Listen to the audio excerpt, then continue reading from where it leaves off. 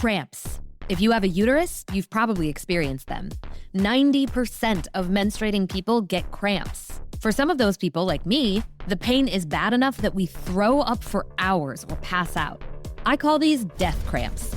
After 20 years, I still don't have a diagnosis or a treatment that works. And I know I'm not the only one. So if period pain is so common, why is it still such a mystery? Because we never really studied the female. I'm Kate Helen Downey, and I made Cramped to finally get answers. Say it's all in my head, but the research is quite spotty. Subscribe to Cramped wherever you listen to podcasts, and come with me on a search for answers to what I thought were very simple questions. Because it turns out having a microphone gets you taken a lot more seriously than having a uterus. Because we never really studied the female.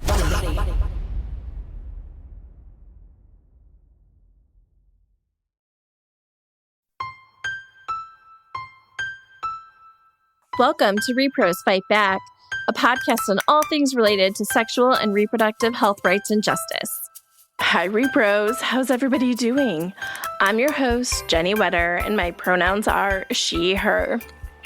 So before we get started, let's just do a quick bit of housekeeping. Just a reminder that we launched a brand new merch store. You can find it on Bonfire if you look for rePROs Fight Back on Bonfire, but also if you go to our show notes, the links will be there, or on social media. We have had people talking about how much they love our various designs we have had when we have gone out and had stickers and stuff. So we finally put it on merch that you could all purchase. Y'all, I love everything so much. We have t-shirts, we have tank tops, there are mugs, there's water bottles, there's bags, there's cute little pouches, and so much more with our cute designs that we have had, both from Liberal Jane and from our in-house designer. I love all of them. I haven't decided what my first priority to buy is yet, but I really need to go and buy myself something because I am so excited for all of it, and I can't wait to wear my rePROs Fight Back merch out in public. And I hope you will do as well. Like I said, I know a lot of you have said you've been excited and have been hoping that we would get a merch store soon so that you could buy some of our stuff. So it is there now. It's Bonfire. And if you look for rePROs Fight Back, you'll find us there. Otherwise, we will have links in the show notes and all over social media. So we would love it if you would wear your love for rePROs Fight Back. Okay. That's enough housekeeping. We have kind of a long episode. It's a really good episode, but it is a little long. So we'll keep the intro a little shorter. Well, let's see. I'll do one highlight and one lowlight. So highlight, the rePROs team and then the broader Population Institute team went to a nationals game this week. It was so much fun. We took Wednesday. It was the perfect baseball day. It was mid-80s, cloudy, so we weren't in the direct sunlight, which was delightful. As somebody who is very, very white and wears her Irish and English and heritage on her skin, I did not get a sunburn, which was pretty delightful. I wore sunscreen, but that's not always a guarantee in my world. So I felt very lucky to get to spend a day hanging out, not thinking about all of the terrible things that are happening, and just enjoying some baseball and some ballpark food and just having a fun day away from everything. I mean, the Nats lost, which was a bummer, but everything else was so delightful and so fun. So I'm glad we were able to do that. Okay, so the low light. We have talked about on the podcast how the administration has really gone after and gotten rid of our aid system. They got rid of USAID. They have slashed almost all of the funding for global health and development. Just a little bit remains. This was all done very suddenly over the course of this administration so far, but it's been really done just so fast, and everything was shut down that there was food and commodities that were already bought and in transit or in warehouses waiting to be given out to aid recipients. And so now we have all of these things that are already bought and paid for with U.S. tax dollars that are food going to rot or medical supplies just sitting in warehouses. So one of the things that has happened is that the administration has decided that instead of trying to sell this or give it to recipients or letting other aid agencies around the world buy it and use it, $10 million worth of contraception is going to be burned. So that is almost $10 million worth of IUDs and birth control that instead of getting to the people who need it, who can use it to control their lives, the administration is going to spend money to burn it. Unconscionable.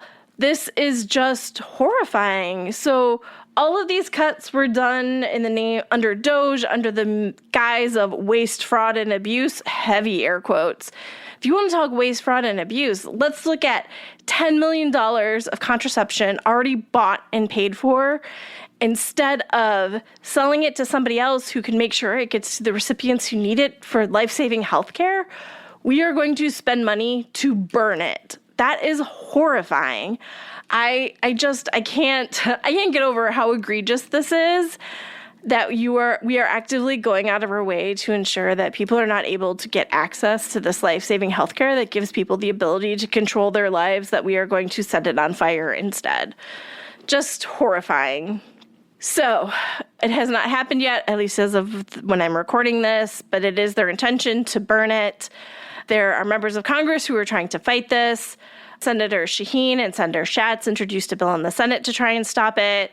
And Representative Meeks, Frankel, and Meng in the House have introduced a bill to try and stop it. It's great to see them fighting back and pushing to prevent this destruction of commodities. It's bigger than just family planning. It is looking at other things like food that has been rotting on shelves and things like that to try and prevent this waste and make sure that this aid gets to the people who need it. Yeah, just terrible, y'all. Okay, with that, I'll keep it short and sweet. Let's turn to this week's interview. I'm very excited. It is our next episode in our series on abortion later in pregnancy. And again, I just want to give a special shout out to Patient Forward for being such a wonderful partner in this project.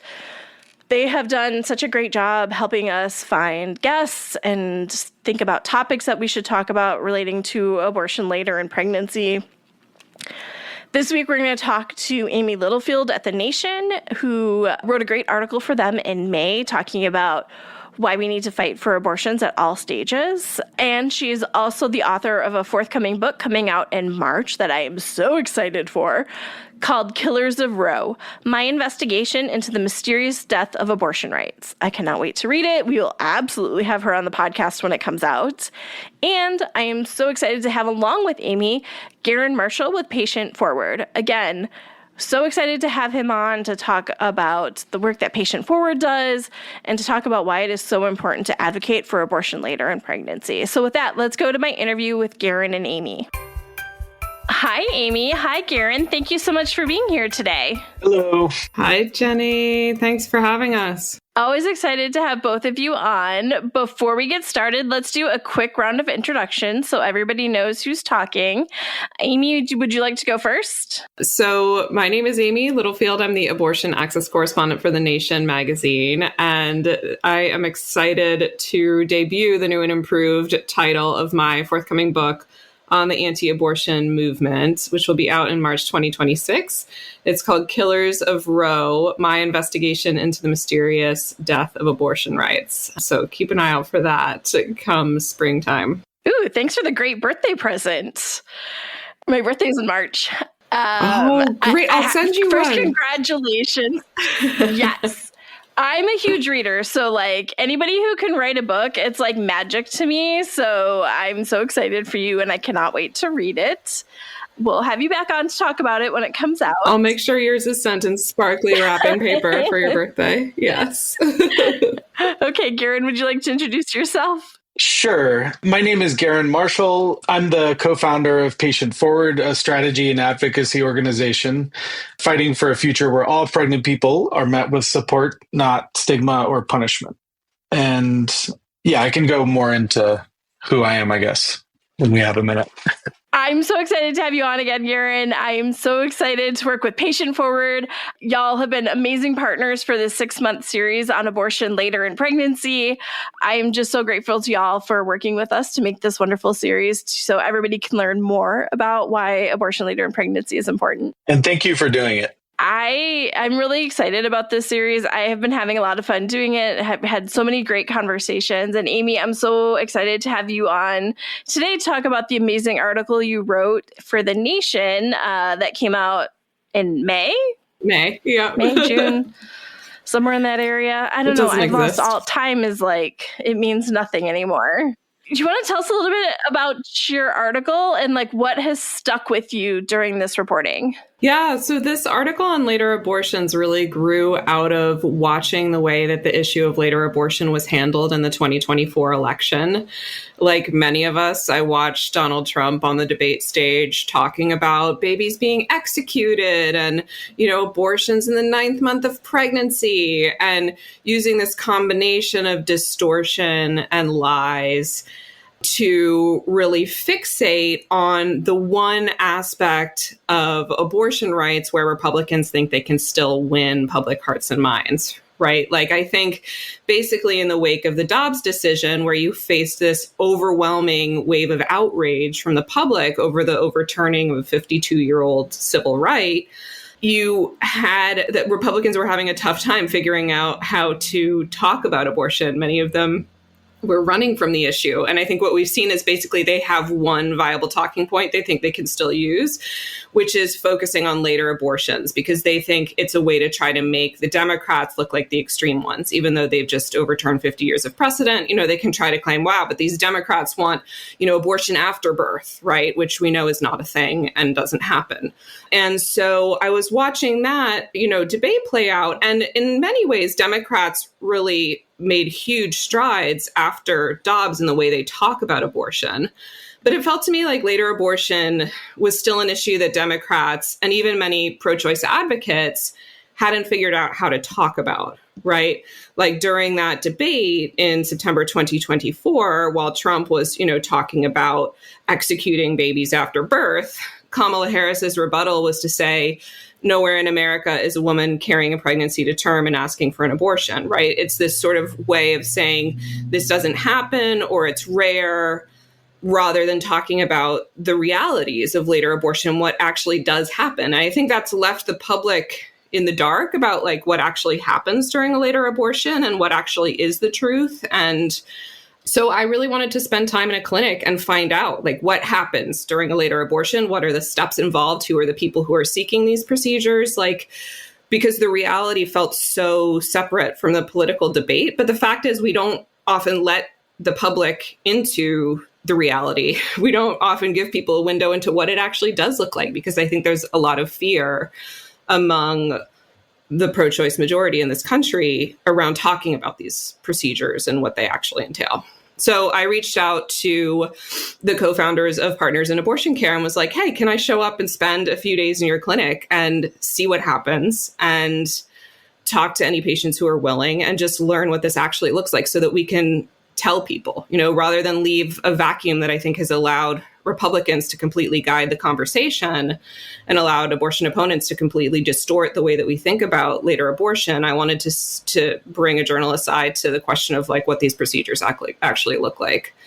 And fortunately, I was very, I found two patients who were incredibly open and trusting and wonderful and wanted to share their stories in order to help advance the public understanding of what they and others in their position were going through. I guess that makes me think of the important role that storytelling plays in all of this. I think, it does so much to battle stigma. Garin, would you like to talk about that portion? Yeah, I think I will say I love this article. And I think one of the most successful parts of it is that it does have these stories to anchor it. And I think that that's very important to kind of replacing the rhetoric that we've heard on both sides. And that's something that, we experienced a lot. My own sort of journey of understanding with abortion later in pregnancy, it came from a personal story. But I think as we've told that personal story to people, it's been interesting to see how it does sort of immediately just dispel these things that are in people's minds and replace it with something that actually happens. And the importance of that, it cannot be understated. And I mean that like both at the sort of national or political level or in, articles like this, but also just, in small rooms over small tables. I think people telling each other about their experiences with abortion care later in pregnancy is huge. I co-founded Patient Forward with my partner, Erica Christensen, after she needed an abortion in 2016. And at the time, abortions earlier in pregnancy were legal in New York, but later abortion in the care that she needed was banned. And we were lucky and we were privileged, and she was able to get compassionate care in Colorado, but we knew that the state's law was wrong. And so we started sharing our story in efforts to decriminalize abortion in New York. So we started RHA Vote and the grassroots effort to pass the Reproductive Health Act, which was signed into law in 2019.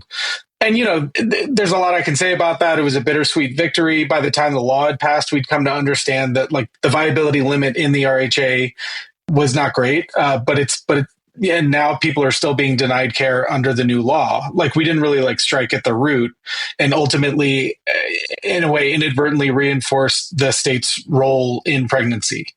But I think that what we learned through that process is the importance of storytelling for lawmakers. And there was actually a study about this, that they don't listen to data, they listen to stories, or that's more compelling. But I think that's true with all of us. We need something to anchor our understanding. And I think that as Amy's story highlights, people who need later abortions come to this care from a wide array of circumstances. And a lot of times the ones that we talk about publicly are these fetal anomaly stories, as they're so called. And we're often sharing these stories in support of policies that then undermine the bodily autonomy of people later into their pregnancy. So it's important that when we do share stories, in our later abortion stories, we first understand what are the stories being used for, and to ensure that it's not the reason we're focused on, the reason why someone's getting care that we're focused on. And instead, the story talks about the impact of the government interference of the abortion laws and stuff like that. So from an advocacy perspective, that part's important. But I think that this piece, I want everyone in the country to read it, partly because of those stories, because I think those stories just show the things that people are dealing with, the things that we see, show up in data or whatever, but they humanize them in such an important way. I think the only thing that I would add is just on the criminalization point, that people are being criminalized for their pregnancy outcomes. And that was happening before the Dobbs decision that overturned Roe, and it's happening now. And that Pregnancy Justice reported a record 210 prosecutions for conduct associated with pregnancy, loss, or birth in the year after the Dobbs decision, and that most of those cases happened in Alabama, Oklahoma, or South Carolina, where courts have expansively interpreted the personhood of viable fetuses, according to the Pregnancy Justice report that recently came out. And so, a lot of people know the story of Brittany Watts, a Black woman in Ohio who was arrested for miscarrying in her bathroom, right? And that's a case that Pregnancy Justice has highlighted because, what mattered in her case was the fact that the fetus was considered to be a size and age where it could theoretically survive or be viable, right? It didn't matter, that it was a miscarriage that she herself hadn't caused. And so I think we should just be cognizant that we live in a, system of mass incarceration where Black people, in particular, people of color, low-income people, tend to be criminalized, and that people have been criminalized for a long time in this country. And this is not, when we talk about pregnancy criminalization, it's not a hypothetical. Yeah. And I think that Pregnancy Justice report, which I worked on with Karen Thompson at Pregnancy Justice, it's really great. People can go check it out at pregnancyjustice.com. But this report is great because it really does make a connection, a link. It connects the dots between these lines that we're drawing in abortion policies that ban abortion later in pregnancy and the links to criminalization, the links to this invitation of the government to sort of police pregnancy. Because when you draw a line, it's going to be policed, right? And that's what we're doing. And we're seeing the consequences of that. And to be clear, this is not something that started when Roe was overturned.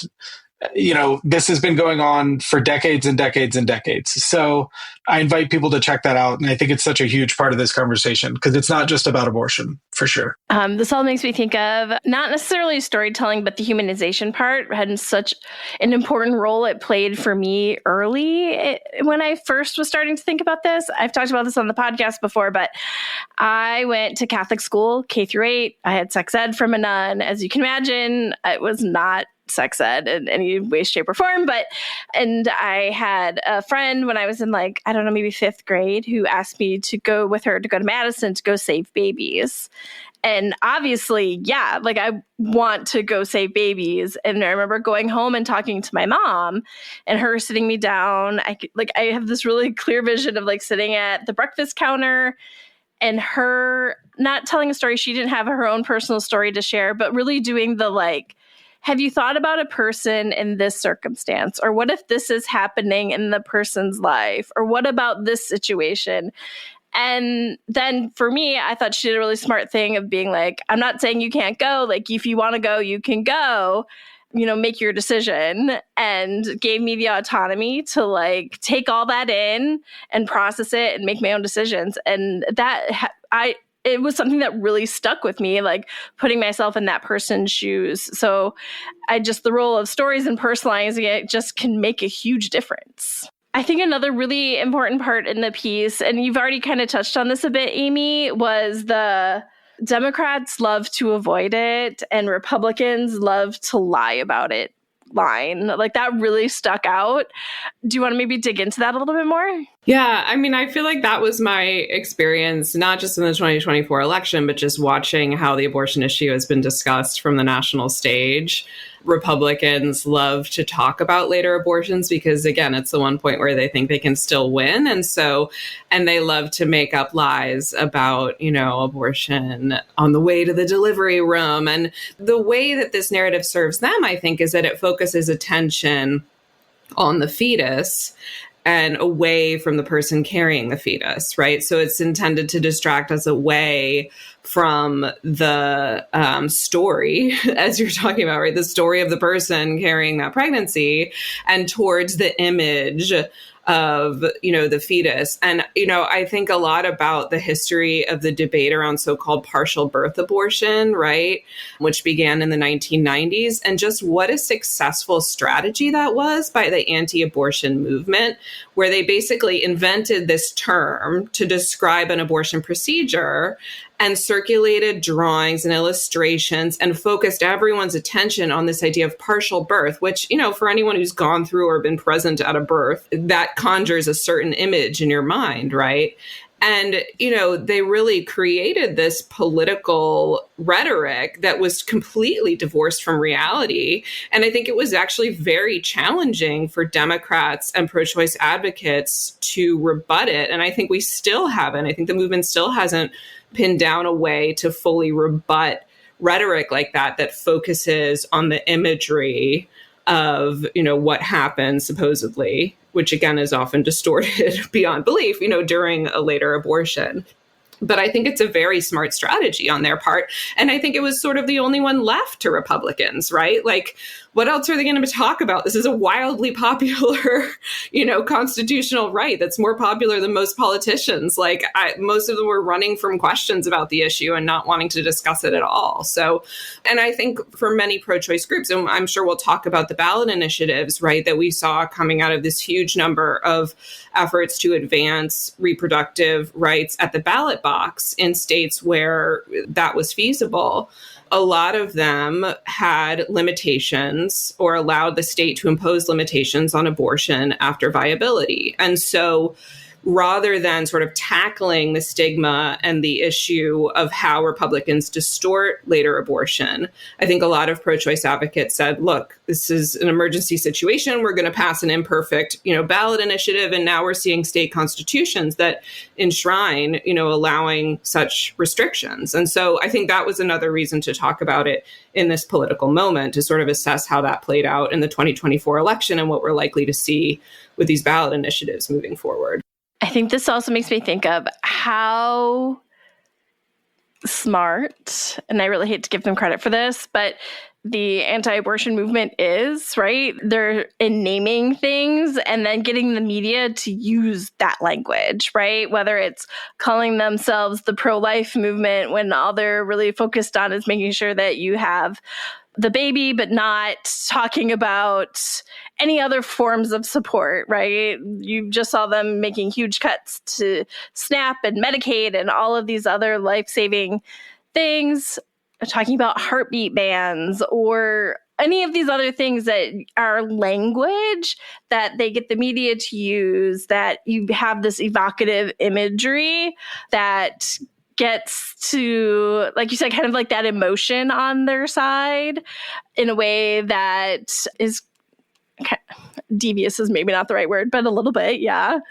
So that is just something that, as you were talking, like that was what was going through my head, was just their use of language to kind of sway the conversation and pull it over to their side. Yeah, and I think that they are successful at some of these things. Some of it is about, frankly, things like message discipline. Like they're very good at that in ways that maybe we aren't always. Yeah. But which I think we could go into details about that. But I also think that there is the failure of a vision being put forward, I think, on both sides to some degree. So like, they can say what they don't want, but they're not really being honest about what the reality that would follow that would be, right?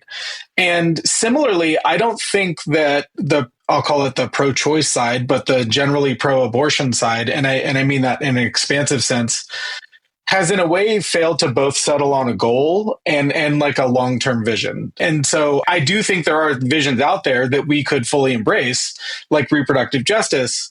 But I think that would require us to put forward different policies. So like the policies like that Amy was talking about, these ballot initiatives that do have lines drawn, are not actually aligned with reproductive justice. They do not protect or allow bodily autonomy, things like that. And so I think that we do need to start offering people an expansive vision, but also start, when we're talking about these things, we don't need to talk about, if they're using this very graphic, inflammatory language, our response doesn't need to be that doesn't happen, because obviously that's not true. What's true is that the question needs to be, how do you want the government to be involved in that? Right. And so that's, I think, where we need to focus is like, what do you want the government's role to be in this? It's okay if people are uncomfortable with these things, right? I mean, if you described any medical procedure in graphic detail, people would be uncomfortable with it. But how do you want the government to interfere, to make laws, to criminalize people, to punish providers? Who do you want to go to jail for this? That's where I think our language needs to be, is really talking about what is the reality they're arguing for, what is the reality and the future that we're arguing for, and put those against each other. And I think when we do that, and we offer people an expansive future and expansive vision, they choose that. And like with the ballot measures, people are voting for what they're given. So like, it's not that people wanted a line drawn at viability, but that's what they were given to vote on in 2024 in a lot of these states. And so I think that, I think we have a lot of work to do to sort of invest in this vision of the future, invest in a different role for the government in this. And I think we can do it. Yeah, it makes me think when I was originally doing this work, I still had all of that. You bathe in this like soup of like abortion stigma that is just like out in the world, and you just like take so much of it on, and some of it is a process of like making sure that you get rid of any of that internal stigma that you have picked up. And I talked about this when Erica and Garin were on the podcast before, but their amazing work that they did on social media talking about this and talking about why it was so important that we got rid of these gestational bans led to me deciding that we needed to update our 50-state report card to not only measure up to 20 weeks, which is what we had done in the past, but when rePROs Fight Back took over that report card, we went all the way through like any gestational ban has to go. And I fully credit like their work that they had done on social media, not targeted at me or like pushing on me or anything, but just it was something that I started to see and think about, and I really credit them for that work, that it helped me shape my thinking and change not necessarily change my mind. It's not like I had like a problem with it, but decided we needed to update our report card so it was more reflective of the reality of what the world looked like right now. I have a story in the storytelling vein, a story to piggyback on Garin's point there, which is when I interviewed Garin and Erica for this article, I told them about the fact that I had shared, my project, what I was doing with certain members of my family. And they are pro-choice people. They are blue voters here in the beautiful state of Massachusetts. And yet when I said, I was watching this abortion procedure happen at 28 weeks, and this is what it entailed, and it starts with an injection to stop the fetal heart. And they were horrified that I was writing about this. And they felt a whole range of complicated feelings about the fact that abortions are happening at that stage of pregnancy. And when I related this to Erica, she made that point that Garin just made about, okay, then at what point in a pregnancy does this become a criminal matter? At what point do we need to consider prison time for this? And the answer that I got, right, when I put that to the one of the members of my family who had this strong reaction, she was like, oh, of course, I don't want the government involved. Of course. And it was like her distrust of the government having any say in pregnancy outweighed whatever personal emotional feelings she had about the idea of this procedure. And so I think I tried in the article to give people a little bit of an escape valve, through that argument that I think people, when they hear about an abortion taking place, when the fetus looks like a baby, and when the fetus is moving around inside a patient's body, and, that brings up complicated feelings that, frankly, we have never accommodated in our political discourse, right? Like a political ad doesn't tend to have room for that sort of nuance. And so the stories that tend to make it through are the ones of catastrophic tragedy and often a white person with a wanted pregnancy facing a horrible, decision. And so, people can grapple with and think through the nuance, and that's what the storytelling is for. But it also, I think that framing around like, is this really a criminal matter, gets to the heart of how complicated it is to think about the law colliding with the very complex and unpredictable science of pregnancy. Yeah, I have to say, I was really shocked when we did the report card the first time taking that on, is how few states don't have a gestational ban, right? I think Amy had it in her piece that was 9 states in DC, or was that 9 total, don't have a gestational ban. That is wild. And there are a lot of states where you assume have access that do have gestational bans. And I remember being surprised with that as well. Which I love, by the way.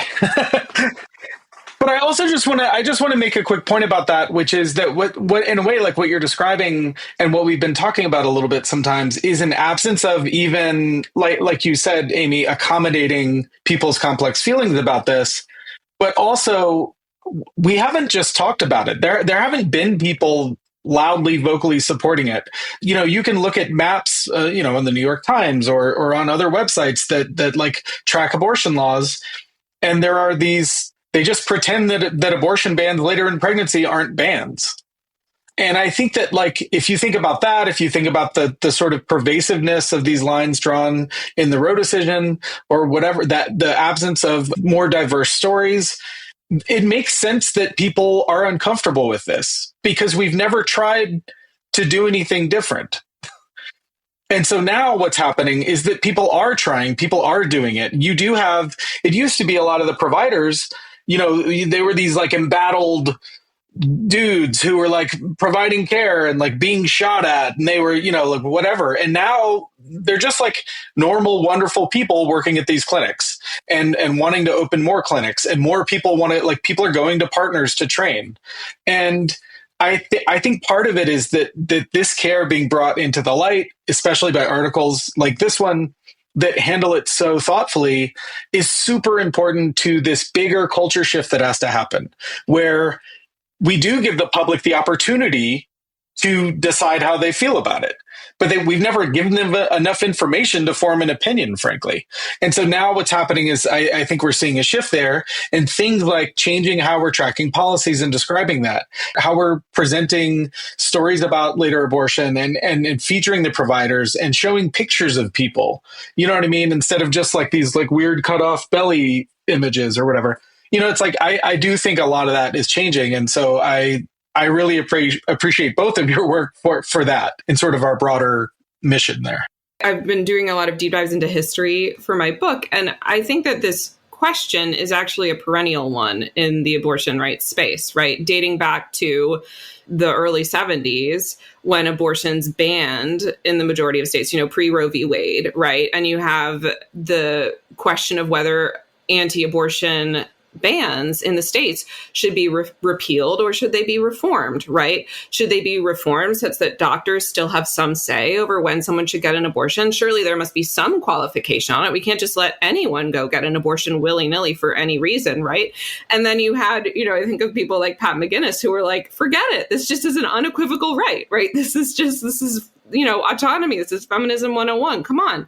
And I think that debate over how far can we go and what's politically feasible, but also can we really trust pregnant people to make the decision without some government involvement, that's played out in various forms for the entire time that abortion has been a constitutional right and even before, right? And I think that's what's so interesting about the question of later abortions is that it really gets to the root of what are we talking about here? Do we trust people to make this decision or not? And Shelley Sella, who wrote a book on later abortions that's very moving that I cite in the piece, she, of course, was one of the few people in the country who openly provided abortions in the third trimester of pregnancy. She talks about leaving it up to patients to determine whether a pregnancy is viable. Right. And that level of trust and autonomy for pregnant people, it's very rare to find that in our political discourse. Right.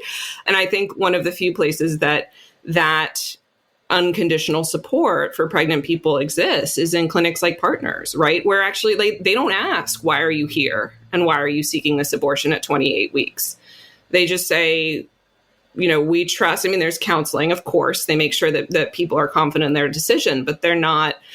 And as you point out, this is a rare thing, 9 states in Washington, D.C., where there isn't some sort of limitation. And so I think that's partly why this is so contentious, because it really gets to the heart of the issue of how much do we allow pregnant people to make this decision on their own without mediation from a judge or a state legislator or a doctor. And if you think about that for a second, it's kind of bananas, right? Like, it's like, are there other very complex decisions that we feel like are improved by involving the government? You know what I mean? Not many. So I think this is one of those situations where, I think it is about how much do we trust patients? How much do we trust providers? But I think there is the other side of that, which is like, how much do we trust the government? And remember that the government changes. And we're not talking about lofty, super educated judges making these decisions. We're talking about like street level bureaucrats making decisions about people and about the private medical care that they're going to get, et cetera. And I just really, I think when you talk to someone, most people, and you sort of drill down on that and you're like, no, I'm really talking about like that guy down the street who's like wearing a badge or whatever is going to be the one making the decision. How do you feel about that? Or this prosecutor? And people are like, well, I don't like that. So in that way, it's very simple. But I do think that part of the problem is that we have not given people another way to manage their complex feelings about this. And that's true throughout our society. Like we don't have, if you don't like something, for the most part, our government's like, well, we can either make it illegal or not. And that's all we have. And so I think there are other things we can do. Providers, for instance, like, medical providers go through all types of licensing and stuff like that. Like I can't just go start providing knee surgeries. So we don't need special laws for abortion providers. we just need the same laws that we apply to other medical procedures to apply to abortion providers, and that's probably it. And that's why a lot of those, when we are talking about repeal versus reform, I really do think we need to be in a repeal mind space as opposed to like tinkering around the edges. And that's one of the big conversations happening in Massachusetts right now, where since I think in 2019 or so, they passed their Reproductive Health Act and like expanded care later in pregnancy with under exceptional circumstances. And then after Dobbs, they kind of like tweaked the language a little bit. But people are still having to leave Massachusetts for care. Massachusetts has incredible healthcare available there. And people are still having to leave that state to access care and go to places like Partners or these other providers. And that's partly because they failed to just absolutely repeal the ban. And so now they are putting forth a bill in this legislative session that will just repeal the ban. They're just like, look, we tried tinkering around it. We tried massaging the language. It didn't work. We're going to just fix it. And they're the first state to sort of openly say, we're going to repeal our viability ban that we had put in place because it's not working. And it's getting a lot of support. So what do we see as the path forward? So we talked about getting repeal and getting rid of some of these things. What are some other things you're thinking about as we build to this better future? I mean, I think that like when I imagine the future of what I want this care to be, it actually looks a lot like Partners. It looks a lot like, what the detail in Amy's piece where she talks about how providers and patients interacted, how when patients were feeling emotional, there was space made for that. I know these providers, they're incredible people. And I think that is what I want for people when they need this care. It's really that simple. I want someone who doesn't ask why you're here and make judgments about it. I want them to be supported, whether they have complex feelings about the care they're about to receive or not. I want a provider that explains to them what's about to happen and like answers their questions and treats them with dignity and respect. And I also, one thing I love about those people featured in that story, including Dr. McNicholas, Dr. Villavicencio, Dr. Horvath, Morgan Nuzzo, is that these are providers who are willing to stand in their values. They're willing to stand up and say, I am here to provide compassionate care for my patients, and it is worth doing and it's good. So they're willing to stand in front of the work that they do. And I think that that's the future that I want. And there are other clinics opening. I mean, I think there's been this like idea that people don't want to provide this care or that people don't, that it's somehow like this darkness over it. But we see there's more later abortion providers than have ever existed in this country providing care. They're younger. They're increasingly people of color, queer people opening and owning clinics. There's a VAG clinic that just opened in Albuquerque. They're wonderful. We were literally just there last week on our way back on a road trip. We stopped by and visited. And I think that those are the kinds of things that we want to see is we want to see states that say, we will not get involved here. We're going to let providers and patients figure it out. And the thing is like all of these people are moral decision makers. Patients will navigate the moral complexity of this care.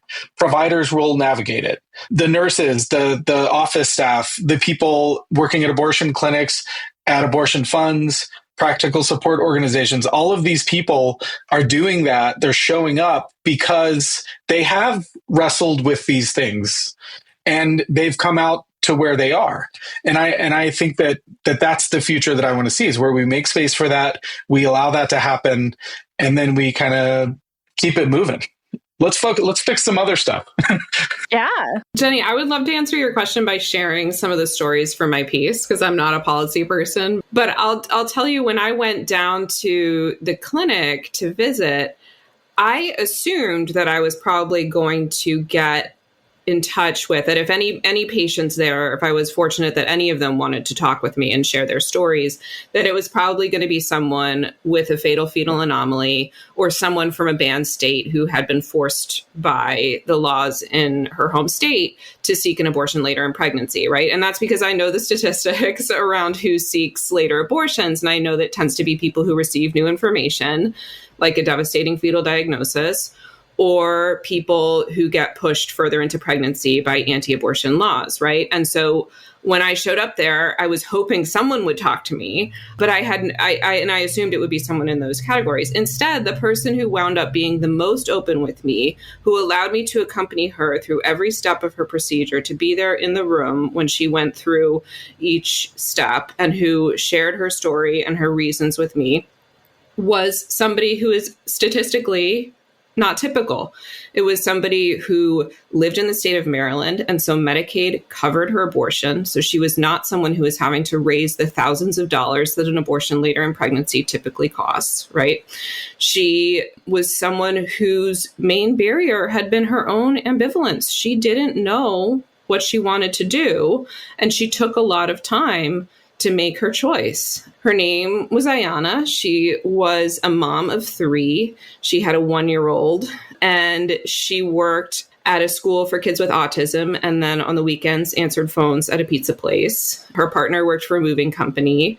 And her kids, her daughter in particular, who's 5 years old, noticed that she was struggling at home. Her daughter was trying to pitch in and change her baby brother's diapers.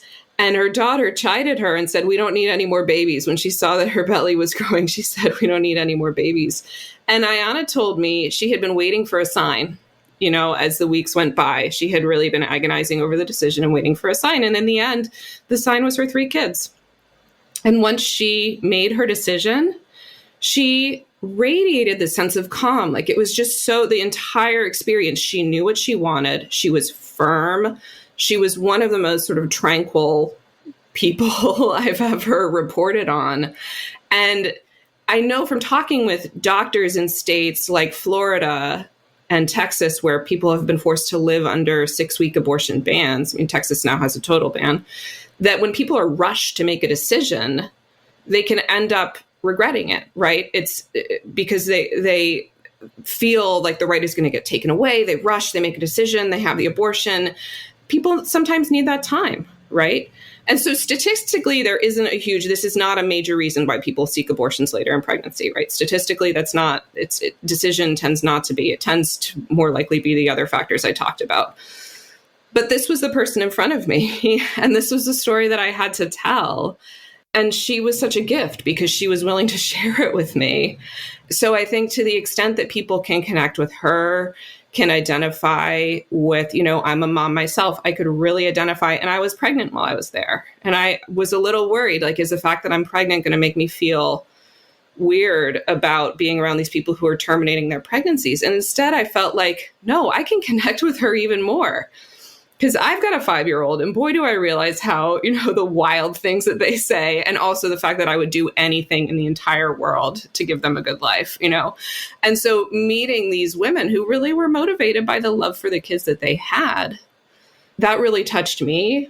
And I felt like, as I was waddling my nauseous self around this clinic, remembering what a toll pregnancy takes on the body, I was thinking, that there really is more that connects us. Like, I love that quote about how the person seeking an abortion and the person having a baby, it's the same person at different points in their lives, And so I really felt that when I was there. And I really hope that people can connect with Ayanna and can understand, the complexity of her story and open their hearts and minds to anyone who might wind up in this position, not just the person with, it's interesting. One of the advocates that I talked to for the piece, I was like, the person who I'm featuring, most closely in the piece is someone who just needed a lot of time to make her decision. And it was, a quote unquote elective abortion, right? She didn't have a terrible fetal malformation or a maternal health indication, or it hadn't taken her time to raise the money because her insurance covered it. And the advocate said, good. I was like, why is that good? Wouldn't it be better if I had, some tragic story to tell where it'd be really clear to the reader that this was needed?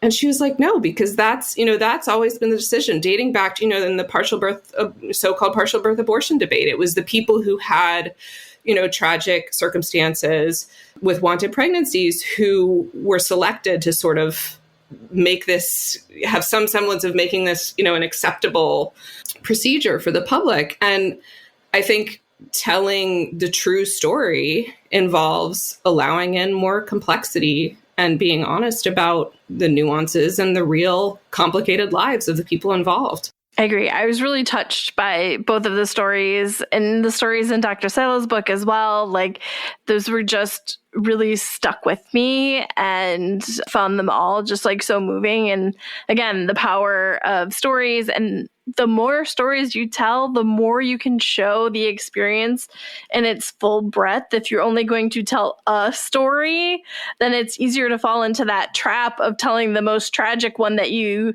can find to try to move hearts and minds. But if you're telling multiple stories, you are able to capture that full experience in a way that I think people are able to connect with and see themselves with in many different places. And I want to say one thing about that, because, our story, my family's story, is one of those, we got a poor fetal diagnosis. We sought care for those reasons. And we did, as we told our story, in efforts to sort of change the law in New York and things like that, we started to see the master narrative in a way that we were reinforcing, and how harmful it was to other people who needed care. And so I think what we realized is that we and other people in the reproductive rights space need to hold ourselves accountable to that. How do we make a safe place for people who sought care for other reasons to tell their story? How do we make it safer? How do we make it more welcoming? And I think that when you look at Democrats or, mainstream reproductive rights organizations, if they're pretending this care doesn't happen, or pretending it only happens in these very specific circumstances, they're actually silencing these other stories. They're making it less safe for those people to tell their stories. They're making it less welcoming. And I think that has done a real harm. And it's kind of like a reinforcing, it's like a feedback loop. So the reason why a lot of Americans are confused about why people seek this care later in pregnancy is because of these stories that we keep telling them. And we have to expand those stories. And there are groups that have done a lot of work to do that. We Testify, et cetera. But I think that there is just this absence of those stories. And I'm so glad that the stories that you featured in this article weren't those stories in that way. And then the other person in there, Scarlett, I think is the name that you used, who came from California. I loved that we were showing that someone flew across this huge country to get care, because that's what she had to do to get that care. So Scarlett was a patient I profiled in the story who had traveled from a state that didn't have any clinics that offered care as late as she needed it.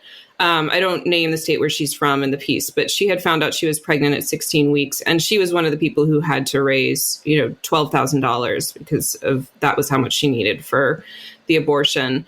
And then there's another unnamed patient in the piece who did come from California. And I think many people would be surprised to learn that California, which we probably think of as one of the bluest states in the country, if not the bluest, was not able to see this person. And she had to make her own journey to fly to Maryland. And by the time she got there, she was past partner's limit. And it seemed unlikely that she was going to be able to get care, because of where she was gestationally at that point. And so yeah, it goes to show you this impacts people even in blue states like Massachusetts, where I'm sitting. Okay, being conscious of everybody's time, let's get to the end. I always like to focus on how can our audience get involved? Like, what can our audience do to help in this moment? Let's go to Amy first. I mean, I would let people know that there are abortion funds and places that support people later in pregnancy. In particular, there's places like the Bridget Alliance. Most abortion funds are also working to help people later in pregnancy who might need to travel. And so I would check out the places in your area that you might be interested in donating to or volunteering for if you want to help people who are in the wake of the Dobbs decision. What I've been hearing from a lot of advocates is like there was this huge surge in RAGE donations in 2022, and this huge amount of money that went into like helping people travel and get access to the care they needed. And that's one of the reasons why the number of abortions abortions rose after the Dobbs decision, which I just think is such a testament to the strength of the, abortion access support networks that we have, and also to the level of public outrage that really filled those coffers and made it so that, people could get, in addition to like the shifting landscape around medication abortion, which is a huge factor, I think that helped. And so, but I think those donations have begun to dry up as people's attention has fractalized in a million different directions because the Trump administration has done that to us. So I would check out what's going on in your local area to see what abortion funds might be operating and might need your support. Yeah. And I would say, I think we need to invite people to just loudly reject abortion bans, all of them. And, like people are doing in Massachusetts. And I think everyday people who are being asked to sign on to a campaign or support something or legislators or advocates can just start really asking these really simple questions of like, does this allow a ban on abortion at any point in pregnancy? Does this give the government any control over pregnancy decisions? Like, we just have to start asking better questions of the things we're being asked to support and really ultimately demand a kind of true reproductive justice framework. And like, we have a tool that people can use to analyze policy called Unpunished Pregnancy. It's at unpunishedpregnancy.com. But I think that or other tools or other things and listen, if people have criticisms of a policy that seems good, let's start just having a more complex conversation about that and push for a really, truly expansive framework. And I think we'll ultimately be in a better place when we rebuild whatever's following this shit show of a administration.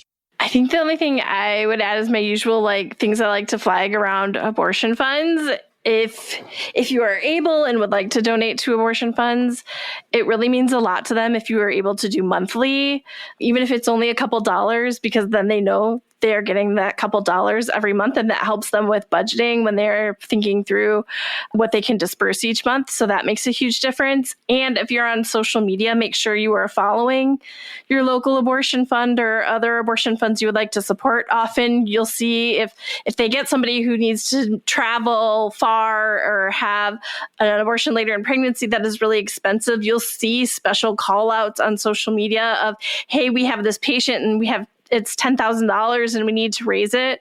I know I have contributed to things like that. And so I think those are just a couple things to, if you want to really help in this moment, make a huge difference. Okay, Amy, Garin, thank you so much for being here today. I had such a wonderful time talking to the two of you. Thank you so much. It was great. Thanks, Jenny. Always great to be with you. And thanks for writing this article, Em. Thank you for letting me interview you and draw on your expert knowledge multiple times.